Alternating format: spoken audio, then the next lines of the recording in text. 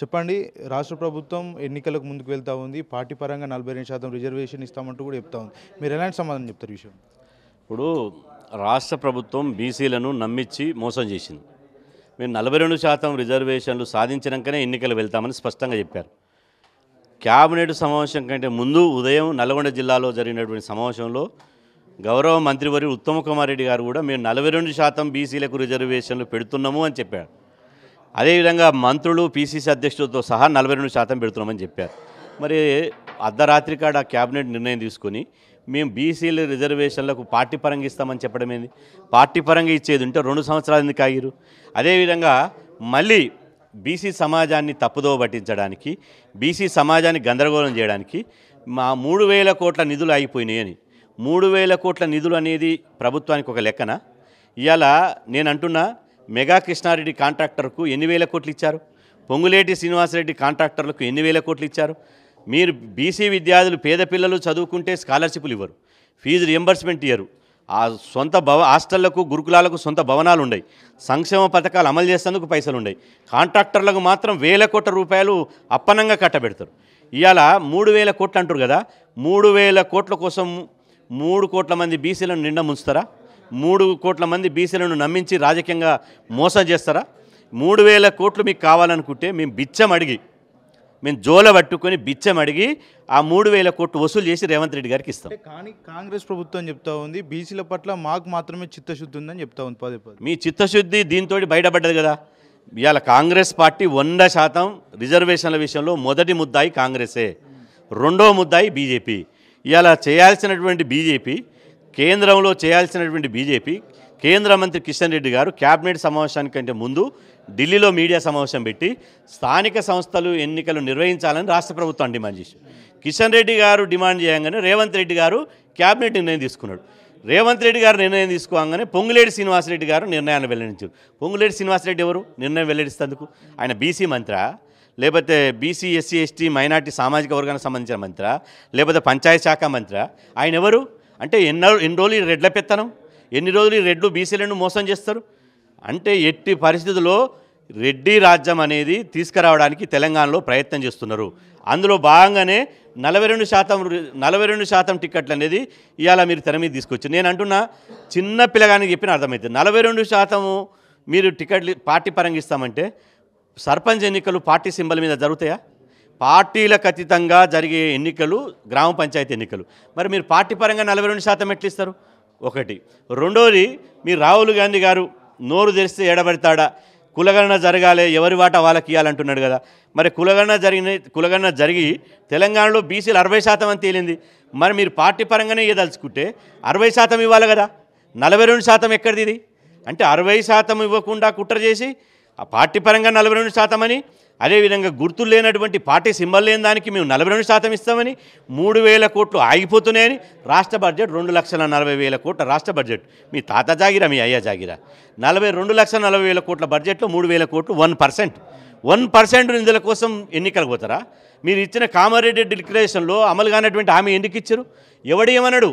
ఏ BC ఏమన్నాడు? మిమ్మల్ని BC ఏమన్నాడు? ఎందుకు ఇచ్చారు? ఎందుకు మోసం చేస్తున్నారు? బీసీ సమాజం మిమ్మల్ని ఎట్టి పరిస్థితుల్లో ఊరుకునేది లేదు. బీసీ సమాజాన్ని మిమ్మల్ని దోషిగా నిలబెడతాం. ఎట్టి పరిస్థితుల్లో బీసీలకు సంబంధించి 42% రిజర్వేషన్ ఇచ్చి తీరుతామని మొన్నటి వరకు కూడా పొన్నం ప్రభాకర్ కూడా చెప్పారు. కానీ ఇప్పటి వరకు దాని విషయం మీద స్పందించలేదు. ఎట్లా చూస్తారు? ఇప్పుడు కాంగ్రెస్ పార్టీలో ఉన్నటువంటి బీసీ బిడ్డలకు 42% రిజర్వేషన్లు చట్టబద్ధంగానే ఇచ్చిన తర్వాతనే ఎన్నికలు పోవాలని ఉంది. కానీ ఇక్కడ అగ్రకులానికి సంబంధించినటువంటి వాళ్ళు, ముఖ్యమైనటువంటి పీఠం మీద కూర్చున్నటువంటి వాళ్లకు 42% రిజర్వేషన్లు ఇవ్వడం ఇష్టం లేక ఇలా దొడ్డిదారిన దొంగదారిన రాత్రి ఇలా అందరు పడుకున్నాక నిర్ణయం ప్రకటించారు. ఇవాళ అట్లా ప్రకటించవలసిన అవసరం ఏందంటున్నా. 42% రిజర్వేషన్లు అమలయ్యేటువంటి పరిస్థితి ఉంది. ఒకవైపు కోర్టులో కేసు నడుస్తున్నది, 24 తారీఖు నుంచి ఆర్గ్యుమెంట్ స్టార్ట్ అవుతాయి. అదేవిధంగా ఒకవేళ హైకోర్టులో ఏమనిస్తే సుప్రీంకోర్టు పోయి కొట్టాడే అవకాశం ఉంది. న్యాయ పోరాటం చేయడానికి రాష్ట్ర ప్రభుత్వానికి ఒక అవకాశం ఉంది. అదేవిధంగా డిసెంబర్ 1 నుంచి పార్లమెంట్ సమావేశాలు నడుస్తున్నాయి. డిసెంబరు 1 వారం నుంచి పార్లమెంట్ సమావేశాలు నడుస్తున్నప్పుడు డిసెంబర్లో కూడా పార్లమెంటును వేదికగా చేసుకుని పార్లమెంట్లో కొట్టాడే అవకాశం ఉంది, కేంద్రంతో కొట్లాడే అవకాశం ఉంది. కానీ కొట్టాడడానికి వీళ్ళు సిద్ధంగా లేరు. బీజేపీ కాంగ్రెస్ నాయకులు కిషన్ రెడ్డి, రేవంత్ రెడ్డి, శ్రీనివాసరెడ్డి, కృష్ణారెడ్డి, అదే మాధవరెడ్డి, గోపాల్ రెడ్డి వీళ్ళందరూ కలిసి ఇవాళ బీసీ రిజర్వేషన్లకు పంగనామాలు పెట్టి బీసీ రిజర్వేషన్లు ఎగ్గొట్టి ఎన్నికలు పోవాలనే కుట్రలో భాగంగా ఇది తీసుకొచ్చేది తప్ప ఇంకోటి లేదు. ఎట్టి పరిస్థితుల్లో ఇవాళ బీసీలకు మొదటి ముద్దాయి కాంగ్రెస్, రెండో ముద్దాయి బీజేపీ. మొన్ననే మీరు బంద్ చేసే బంద్ కూడా వాళ్ళ మద్దతు కూడా పలికిరు కదా. ఈ నేపథ్యంలో ఈ కాలంలో ఇట్లాంటివి తీసుకోవడం ఎట్లా చూస్తారు? ఇప్పుడు వాళ్ళ నైజం ఏంటంటే కుక్కతోక వంకర, వాళ్ళ బుద్ధి అది. అగ్రకులాల బుద్ధి ఏంటంటే వాళ్ళ డిఎన్ఏలోనే బీసీ రిజర్వేషన్లు వ్యతిరేకత ఉంది. మేము బీసీలకు 42% ఎట్లిస్తామని వాళ్ళు అనుకున్నారు కాబట్టి ఇవాళ అమలు చేయాలని ప్రయత్నం చేశారు. మీకు నిజంగా చిత్తశుద్ధి ఉంటే ఇవాళ అఖిలపక్ష సమావేశం పెట్టాలి కదా, అఖిలపక్షాన్ని తీసుకొని ఢిల్లీకి పోవాలి కదా, మీరు బీసీ సంఘాలతో సమావేశం పెట్టాలి కదా. ఏది పెట్టకుండా ఎందుకు పోతారు? ఏది పెట్టకుండా రాత్రి ఎందుకు ప్రకటిస్తారు? కాబట్టి ఎట్టి పరిస్థితుల్లో బీసీలను నమ్మించి గొంతు కోశారు. వీళ్ళను వదిలే ప్రసక్తి లేదు. బీజేపీ కాంగ్రెస్ రెండు బీసీ ద్రోవుల పార్టీలు. ఈ ద్రోవుల పార్టీలను ప్రజాక్షేత్రంలో వీళ్ళని రాజకీయంగా బొందబెట్టడానికి బీసీ సమాజం సిద్ధంగా ఉన్నది. ఇవాళ జూబ్లీస్ ఎన్నికల్లో మాకు గెలుపు చూసి వాళ్ళు వాపును చూసి బల్బ్ అనుకుంటున్నారు. ఇవాళ మేమంటున్నాం జూబ్లీస్ ఎన్నికల్లో మీరు బీసీకి ఇచ్చారు కాబట్టి గెలిచింది. మీరు అదే ఒక రెడ్డికి ఇచ్చింటే తెలిసేది ఉండే. జూబ్లీస్ ఎన్నికల్లో ఒక అగ్రకుల అభ్యర్థికి ఇచ్చేది ఉంటే తెలిసేది ఉండే. నేను అంటున్న గ్రాడ్యుయేట్స్ ఎమ్మెల్సీ ఎన్నికల్లో 100 కోట్లు పెట్టినటువంటి మన ఆల్ఫోర్స్ నరేందర్ రెడ్డి గారికి ఇచ్చారు కదా. ఆల్ఫోర్స్ నరేందర్ రెడ్డి గారికి ఇస్తే ఓడిపోయింది కదా. అక్కడ బీసీ బిడ్డ గెలిచింది కదా. మల్క కుమరయ్య బీసీ బిడ్డ గెలిచింది కదా. ఇక్కడ పూల రవీందర్కు మద్దతు ఇచ్చినాం కదా. అంటే ఇక్కడ అగ్రకులాలకు ముఖ్యంగా రెడ్డిలకు రాజకీయంగా కాలం చెల్లింది. రెడ్డి రాజ్యాన్ని గ్రామీణ స్థాయి నుంచి నిర్మించుకోవడం కోసమే ఈ దొంగచాటుగా స్థానిక సంస్థల ఎన్నికలు పోతున్నారు. దీన్ని ఎట్టి పరిస్థితుల్లో మేము సహించాం. రేపటి నుంచే మా మెరుపు పోరాటాలు ఉంటాయి. బీసీలకు సంబంధించి 42% రిజర్వేషన్ ప్రభుత్వం ఇవ్వట్లేదు, కానీ పార్టీ పరంగా మీరు రిజర్వేషన్ కల్పించే ఎన్నికల్లోకి వెళ్తామని కాంగ్రెస్ పార్టీ చెప్తా ఉంది. మీరేం చెప్తారు ఈ విషయం? కాంగ్రెస్ పార్టీ ఎన్నికల్లో ప్రచారంలో భాగంగా బీసీ కులగణన చేస్తామని, బీసీలకు 42% చట్టబద్ధంగా రిజర్వేషన్ కల్పిస్తామని చెప్పి ఈ యావత్ తెలంగాణలో ఉన్నటువంటి 3 కోట్ల మంది బీసీల నయవంచన చేసి వాళ్ళ ఓట్లు వేసుకొని గెలిచిన తర్వాత ఈరోజు ఉటావుటిన రాష్ట్ర క్యాబినెట్ నిర్ణయించడం తీసుకొని దానిలో బీసీలకు 42% చట్టబద్ధంగా మేము ఇస్తలేము, అది బీజేపీ పార్టీ చట్టబద్ధంగా కల్పించాలి, బీజేపీ పార్టీ బీసీలకు ఇచ్చే పరిస్థితుల్లో లేదు, మేము ఇంత పెద్ద ఎత్తున అన్నీ చేసినా కూడా వాళ్ళు మాకు సహకరిస్తలేరని చెప్పి ఒక నెపంతో ఈరోజు బీసీలకు పార్టీ పరంగా 42% రిజర్వేషన్ కల్పిస్తామని చెప్పింది. నేను దానికి పూర్తిగా బీసీ సంఘాల ద్వారా, బీసీ జేఏసీ ద్వారా పూర్తిగా ఆ నిర్ణయాన్ని వ్యతిరేకిస్తూ ఉన్నాం. ఎందుకు అంటే మీరు ఒక్కసారి ఆలోచన చేసినట్టయితే అంటే వాళ్ళు ఏం చెప్తా ఉన్నారు, బీసీలకు 15 ప్రణాళిక సంఘం తరపున బీసీల రాష్ట్రంలో గ్రామ పంచాయతీలకు రావాల్సిన 3,000 కోట్ల కోసం ఈరోజు కొలాప్స్ అవుతాయి, మార్చిలో కొలాప్స్ అవుతాయి. కాబట్టి అంతలోపే రిజర్వేషన్లు పక్కనొట్టి 42% పార్టీ పరంగా ఇచ్చి గ్రామాల్లో ఎన్నికలు నిర్వహించాలని నిర్ణయం తీసుకుంది. మేము ఒక్కటే అడగదలుచుకున్నాం, ఈ నెల 24వ తారీఖు కోర్టు నిర్ణయం తీసుకుంటా ఉంది. 24 అంటే ఈరోజు డేట్ ఎంత, నిన్న 17, అంటే ఇంకెన్ని రోజులు ఉంది? ఒక 8 రోజులు మాత్రమే రాష్ట్రంలో హైకోర్టు ఏ నిర్ణయం తీసుకుంటుందో ఆధారపడి ఉంది.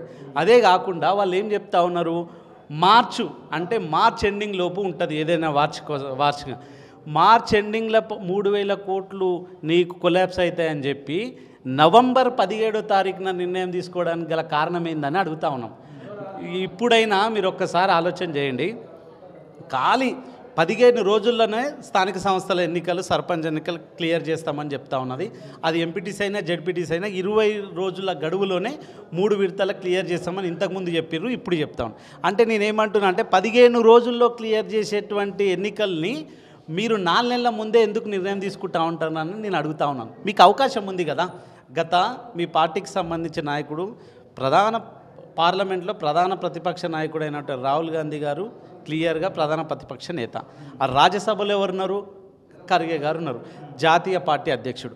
మీరు ఈ రాష్ట్రంలో కులగణన దేశానికి ఎక్స్రే అని చెప్పిన మీరు రాహుల్ గాంధీ గారు, దేశానికి కులమానికం అని చెప్పిన కులగణన మీరు ఎందుకు రిజర్వేషన్ల మీద అడగాల్సిన పరిస్థితి మీరే కదా. చేయాల్సిన వాళ్ళు బీజేపీ వాళ్ళు అయితే అడగాల్సిన వాళ్ళు కాంగ్రెస్ పార్టీ ప్రధాన ప్రతిపక్ష నేత. మీరు ఒకవేళ ప్రైవేట్ బిల్లు పెట్టో లేకపోతే మేము మాట్లాడతామని బీఎస్సీలో తీర్మానం చేస్తే అది అవకాశం స్పీకర్ గారు ఇస్తారు కదా. అంటే మీరు దాదాపుగా 40 రోజులు నడిచిన లాస్ట్ వర్షాకాల సమావేశాల్లో మాత్రం ఒక్కసారి కూడా మీరు అట్లీస్ట్ 0 అవర్లో కూడా ఒక్క ఎంపీ 99 మంది ఎంపీలు ఉన్నారు, 240 మంది దాదాపుగా ఇండియా కూటమికి సంబంధించిన ఎంపీలు ఉన్నారు. వాళ్ళు ఒక్కరు కూడా 0 అవర్లో కూడా ఈ 42% రిజర్వేషన్ల గురించి మాట్లాడలే. అంటే వీళ్ళ కురబుద్ధి ఏందంటే ఒకసారి వీళ్ళ బుద్ధి ఏందో ఒకసారి ఆలోచన చేయాలి. రాష్ట్రంలో మేము కులగణన చేస్తున్నామని గొప్పగా చెప్పుకుంటున్నారు, దేశానికి ఆదర్శం అంటున్నారు. 42% రిజర్వేషన్ చేయడానికి మేము ఎంత చేయాలని అంత చేసినాం, ఆర్డినెన్స్ తీసుకొచ్చినాం, జీవో నంబర్ 9 కూడా తీసుకొచ్చినాం అంటారు. మీరు ఎన్ని కథలు చేసినా అంతిమంగా చేయాల్సిన వాళ్ళు ఎవరు? కేంద్ర ప్రభుత్వం చేయాలి. కేంద్ర ప్రభుత్వం మీద చేయాలంటే ఉట్టిగానే చేస్తారా? వాళ్ళ మీద ఒత్తిడి తేవాల్సిన బాధ్యత ఈ రాష్ట్ర ప్రభుత్వం మీద ఉంది కదా. ఈ రాష్ట్ర ప్రభుత్వమే కాదు, కేంద్రంలో ఉన్న ప్రధాన ప్రతిపక్ష నాయకుడు అయినటువంటి రాహుల్ గాంధీ మీద ఉంది కదా. మీరు అంటే ఇది ఏంటంటే ఇదంతా ఒక గేమ్ పరంగా చేస్తూ ఉన్నారు, నమ్మించి మోసం. ప్రభుత్వాన్ని ఒత్తిడి తేవడంలో కాంగ్రెస్ పార్టీ విఫలమైందని మీరు భావిస్తున్నారా? 100% విఫలమైందని తెలుస్తుంది. ఎందుకు తెలుస్తుంది అంటే అఖిలపక్షాన్ని తీసుకుపోయి ఈడ ఒక్కరోజన్నా మీరు బనకచెర్ల పైన అఖిలపక్షాన్ని పిలిచి మాట్లాడారు కదా. దాదాపు 4.5 కోట్ల జనాభాలో 3 కోట్ల మంది ఉన్న బీసీల జనాభా, అత్యధిక జనాభా ఉన్న బీసీల అంశం పైన ఒక్కరోజన్నా మీరు అఖిలపక్షాన్ని రాష్ట్రంలో కూర్చోబెట్టిర్రా? అదే కాకుండా కేంద్రానికి తీసుకుపోవాలని చెప్పి 10 సార్లు మేము చెప్పినాం, ఒక్కసారైనా మీరు తీసుకుపోయిర్రా? అంటే వీళ్ళు ఏంటంటే వీళ్ళ మీద నెపం జల్లనికే దోషిగా బీజేపీని చూపెట్టడానికి ట్రై చేస్తుర్రే తప్ప వీళ్ళకి స్వతహాగా ఇవ్వాలన్న ఆలోచన కానీ ఇద్దామన్న కోరిక కానీ వీళ్ళకి లేదని క్లియర్. ఎన్నికల వరకు కూడా కాంగ్రెస్ పార్టీ కావచ్చు, కాంగ్రెస్ ప్రభుత్వం కావచ్చు, పూర్తి మొత్తంలో 42% రిజర్వేషన్ ఇచ్చిన తర్వాతనే స్థానిక సంస్థల ఎలక్షన్లకు మేము వెళ్తామని చెప్పారు. బీహార్ ఎన్నికలు అయిపోయినాయి, పూర్తి మొత్తంలో స్థానిక సంస్థల ఎలక్షన్లు కావచ్చు, పార్లమెంట్ ఎన్నికలు అన్నీ కూడా అయిపోయినాయి. ఈరోజు ఉన్న పలంగా ఏదైతే రిజర్వేషన్ పార్టీ పరంగా ఇస్తున్నామని చెప్తా ఉన్నారు, ఎట్లా చూసాడు? ఈడ ఉన్న వాళ్ళ వక్రబుద్ధి ఇక్కడనే క్లియర్గా అర్థమవుతా ఉంది. వాళ్ళు బీహార్లో ఎలక్షన్లు నిర్వహించేటప్పుడు అత్యధిక జనాభా బీహార్లో కూడా బీసీలే ఉంటారు, కుర్మీలు ఉంటారు, యాదవులు ఉంటారు, పెద్ద ఎత్తున బీసీలు ఉంటారు. ఆ బీసీల ఓట్లు కొల్లగొట్టడానికి చేసిన ప్రయత్నమే ఇన్ని రోజులు. వాళ్ళు ఏం చేసిర్రు? బీసీ కులగణన దేశంలో ఎక్కడ చేయలేదు, కాంగ్రెస్ పార్టీ చేసింది, అది తెలంగాణ గవర్నమెంట్ చేసింది, తెలంగాణ గవర్నమెంట్ కాంగ్రెస్ ఉంది కాబట్టి అది చూపెట్టుకున్నారు. నెక్స్ట్ అదే కాకుండా వాళ్ళు పెద్ద ఎత్తున ఈ ఓట్లు ఈడ తెలంగాణలో అయితే ఏ విధంగా అయితే ఓట్లు కొల్లగొట్టుకొని అధికారంలోకి వచ్చిర్రో బీహార్లో కూడా బీసీల ఓట్లు కొల్లగొట్టి అధికారంలో రావడానికి ఈ అన్ని ప్రయత్నాలు చేసి ఇప్పటి వరకు వెయిట్ చేసిర్రు. వాళ్ళకి తేట తెల్లమైపోయింది, అక్కడ ఓడిపోయారు, వాళ్ళకి తెలిసిపోయింది. ఇక ఇక్కడ కూడా ఇప్పుడు కాంగ్రెస్ పార్టీ బీసీ బిడ్డ నవీన్ యాదవ్ గెలిచిరు. ఈ జోషు ఈ రాష్ట్రంలో ఇక ఈ ఫ్లో ఏడ మిస్ అవుతుందో అన్న ఉద్దేశంతో పార్టీ పరంగా ఇచ్చి పోతామంటారు. చెల్లదు బిడ్డ, అయిపోయింది. మీ కాంగ్రెస్ పార్టీ రెడ్డిల పార్టీ అని ప్రతి ఒక్కరికి తెలుసు. మీరు ఎన్నిసార్లు మీరు బీసీల గురించి మాట్లాడినా కూడా మీ రెడ్డి అహంకార బుద్ధిని మీరు చూపెడుతూనే ఉన్నారు. మా పార్టీ కాంగ్రెస్ అంటేనే రెడ్డిల పార్టీ అని అనుక్షణం మీరు ఏ అవకాశం వచ్చినా మీరు రెడ్డిల గురించే పనిచేస్తామని. కాంగ్రెస్ పార్టీకి చిత్తశుద్ధి ఉంది, అందుకనే జూబ్లీస్ నియోజకవర్గంలో యాదవ్ బిడ్డకు మేము ఇచ్చినామని కాంగ్రెస్ నేతలు చెప్తా ఉన్నారు. మరోపక్క జూబ్లీస్ నియోజకవర్గంలో కాంగ్రెస్ పార్టీ అభ్యర్థిని భారీ మెజార్టీతో గెలిపించడం ఒక బీసీ బిడ్డకు మీద మాకు ఉన్నటువంటి చిత్తశుద్ధి అలాంటిదని చెప్తా ఉన్నారు. బీసీ బిడ్డ మీద చిత్తశుద్ధి కాదు అది. వాళ్ళు గత 10 రకాలుగా 10 సర్వేలు చేసిన తర్వాత ఇక్కడైతే బీసీ బిడ్డ అయితేనే గెలుస్తూ ఉన్నాడు, స్థానికంగా ఉంటాడు, విద్యావంతుడు. దాదాపుగా వాళ్ళు 40 సంవత్సరాలుగా చిన్న శ్రీశైలమన్న గారి ఆధ్వర్యంలో పెద్ద ఎత్తున ఆడ సేవా కార్యక్రమాలు కానీ ఆ ప్రజలకు అందుబాటులో ఉండి వాళ్ళ సమస్యలను ఏ సమస్య వచ్చినా ఎత్తివేసి వాళ్లకు సమస్య పరిష్కారం కోసం ఆయన ప్రయత్నం చేసిండు. 4-5 రకాల సర్వేలు చేసిన తర్వాత ఇక్కడ ఎవరికిచ్చినా మన పప్పులు ఉడకాయి, మనం బయట పడాలంటే ఒక బీసీ బిడ్డకి ఇస్తే ఆ నవీన్ యాదవ్కి ఇస్తేనే గెలుస్తామని తెలుసుకొనే పార్టీ టికెట్ ఇచ్చిందే తప్ప అట్లంటే పట్టభద్రుల్లో మళ్ళీ బీసీలకు టికెట్లు ఇవ్వలేదు. అంటే అర్థం చేసుకోవాల్సిందే, వీళ్ళు ఏడు అవకాశం ఉంటే వాళ్ళు బీసీలను ఉపయోగించుకుంటుర్రే తప్ప బీసీలకు చేసే ఉద్దేశం వీళ్ళకి లేదని క్లియర్గా పార్టీ కనుక వేరే అభ్యర్థికి టికెట్ కేటాయిస్తే గెలిచేటువంటి పరిస్థితులు అక్కడ ఉండే అవకాశాలు ఉంటాయి. ఏడున్నది మీరే తెలుసుకోవాలి కదా. గత 10 అన్ని సర్వేలు ఒక్కటే చెప్పింది, ఒక బీసీ బిడ్డ నవీన్ యాదవ్కి ఇస్తేనే గెలుస్తారు, మిగతా ఎవరికి ఇచ్చినా ఆడ గెలవరు. తేట తెల్లమైంది కదా. అవతల మాగంటి సునీత కమ్మగారికి ఇచ్చింది, ఇవతల రెడ్డి గారికి ఇచ్చింది కదా. అయితే ఏమైంది, వాళ్ళిద్దరు ఓడగొట్టే బీసీ బిడ్డ గెలిచింది కదా. అంటే ఆడ తేట తెల్లం అయిపోయింది. బీసీలకు ఇస్తేనే గెలుస్తారు, బీసీలకు ఇవ్వకపోతే గెలవరు అని చెప్పి ఆడ క్లియర్గా అర్థమైంది. కాబట్టి బీసీలకు ఇచ్చిరు. కేంద్ర మంత్రి కిషన్ రెడ్డి అంటా ఉన్నాడు, పల్లెలన్నీ పాలన కుంటుపడిపోతూ ఉన్నాయి, ఖచ్చితంగా సర్పంచ్ ఎన్నికలు పెట్టన్నట్టు కూడా హితబోధం చేసిరు. ఎట్లా చూస్తారు మీరు? ఒకసారి ఆలోచన చేయాలి, ఈ రెడ్డి రాజకీయం ఎట్లుంటుందో. బీసీలంతా, బీసీ బిడ్డలంతా, ఎస్సీ ఎస్టీ బీసీ బిడ్డలు పసిగట్టాలి. ఎందుకు అంటే 3 గంటలకు స్టార్ట్ అయిన రాష్ట్ర క్యాబినెట్ సమావేశము 7-8 గంటలకు అయిపోయింది. కానీ 5 గంటలకే ప్రెస్ మీట్ పెట్టిన కిషన్ రెడ్డి ఢిల్లీలో కూర్చొని ఏమంటాడు, ఇది రాష్ట్ర స్థానిక సంస్థలు ఎట్టి పరిస్థితుల్లో నిర్వహించాలి, పారిశుద్ధం కుంటిపడుతూ ఉన్నది, స్ట్రీట్ లైట్లు వేసేటోళ్ళు లేడంటా ఉన్నారు. నేను అడుగుతా ఉన్నా, గత 2 సంవత్సరాలుగా ఏం జరిగింది గ్రామాలలో ఒకసారి ఆలోచన చేయాలి. ఏ సర్పంచ్ గెలిచినా కూడా స్ట్రీట్ లైట్ ఏడు, ఆయన పోయి వేసేది కాదు. అది ఇప్పుడు అయినా కూడా కార్యదర్శిగా ఉన్నటువంటి, గ్రామ కార్యదర్శిగా ఉన్నటువంటి వ్యక్తి కూడా ఈ రాష్ట్రంలో ఉన్నట్టు బడ్జెట్ తీసుకొని ఆయననే స్ట్రీట్ లైట్లు వేస్తూ ఉన్నాడు, ఆయననే పారిశుద్ధ కార్మికులు ఉన్నారు, వాళ్ళతో పని చేపిస్తూ ఉన్నాడు. ఇక్కడ పనిచేసి ప్రజానాయకుడిగా ఎన్నుకోబడిన సర్పంచ్ ఇక్కడ రేపటి నుంచి పని చేపిస్తాడు.